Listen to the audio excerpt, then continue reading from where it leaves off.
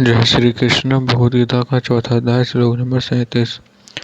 यथा धासी समाधरोधो भ्रग्र स्म खवकृत के अर्जुन ज्ञान अग्र सर्वकामनि ब्रह्म स्कृत तथा।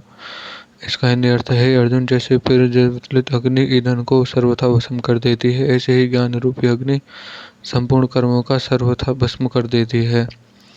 व्याख्या। पीछे के श्लोक में भगवान ने ज्ञान रूपी नेका के द्वारा संपूर्ण पाप समुद्र को तैरने की बात कही। उससे यह प्रश्न पैदा होता है कि पाप समुद्र तो शेष रहता है या फिर उसका क्या होगा। तब भगवान पुनः दूसरा दृष्टांत देते हुए कहते हैं कि जैसे प्रज्वलित अग्नि कष्ट आदि संपूर्ण ईंधनों को इस प्रकार भस्म कर देते हैं कि उनका किन्हीं मात्र भी अंश शेष नहीं रहता है, ऐसे ही ज्ञान रूप अग्नि संपूर्ण पापों को इस प्रकार भस्म कर देती है कि उनका किन्हीं मात्र भी अंश शेष नहीं रहता।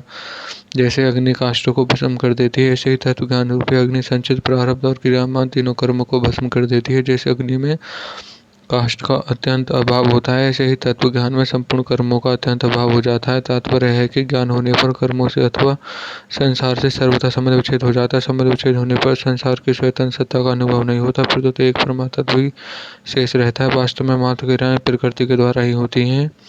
उन क्रियाओं में से अपना संबंध मान लेने से कर्म होते हैं।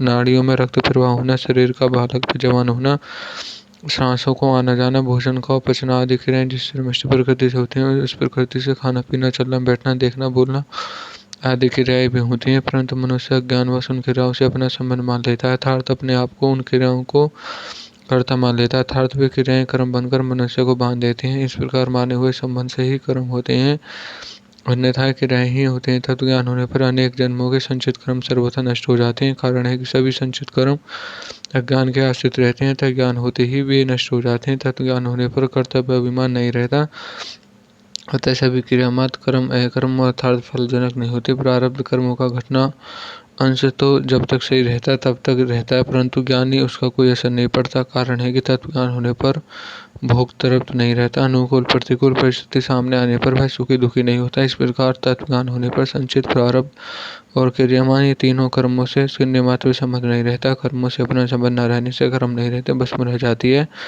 तथा सभी कर्म अकर्म हो जाते हैं। संबंध भगवान आगे के कहे श्लोक में पूर्वधर्म में तत्व ज्ञान की महिमा बताते हुए उत्तरधाम में कर्मयोग की विशेष महत्ता प्रकट करते हैं। और यह श्लोक यहीं समाप्त होता है। धन्यवाद।